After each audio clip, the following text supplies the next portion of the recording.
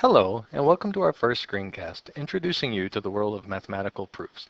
In this screencast, we will learn what a mathematical proof is, and in later screencasts, we will learn the logic, the tools, and the techniques we will need in order to write mathematical proofs. At times in this screencast, and in later ones, I may ask you to pause the video after I have asked a question. Be sure to do this, as it will give you time to think about and answer the question before I explain the answer to you.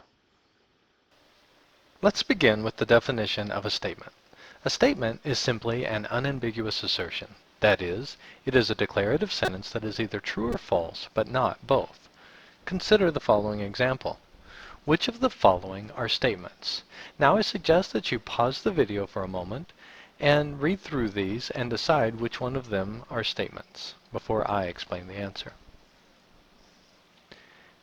In this example, parts A and B are both statements. A dog is a mammal.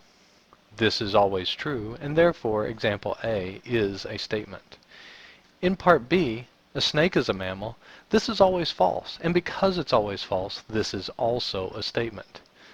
However, in example C, the flower smells nice. This is not a statement because it is a matter of opinion. To one person it might be true, and to another person it might be false. Example D might be a little trickier, but it is not a statement. The reason is because of the ambiguity of the letter X. We haven't said what X is or quantified it in any way. It could be a number, it could be an animal, it could be anything. If X is the number 3, then X plus 2 equals 5 is true. But if X is 6 or anything other than 3, then X plus 2 equals 5 is false. Let's add a related example to this one. This is a statement.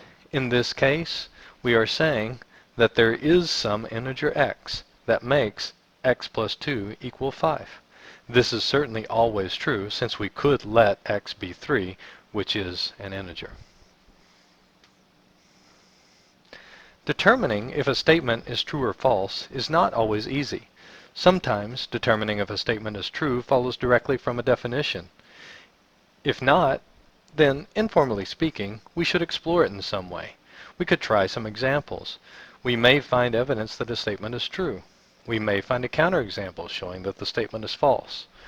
Perhaps we have learned something previously that can be used to deduce that the statement is true or false. Formally, if a statement is true, our goal is to prove it. Proving something may not come easily or immediately. Sometimes you just might have to try something. If one idea fails, then try something else.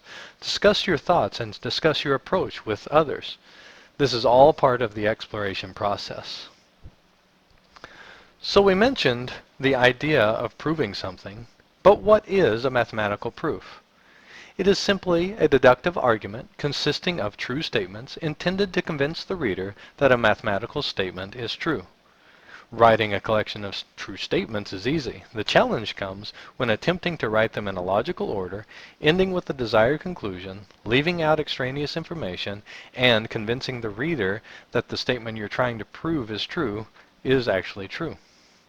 Our initial goals in upcoming screencasts will be to learn both direct and indirect methods of proving things, as well as the basic rules of logic that form the basis for these methods.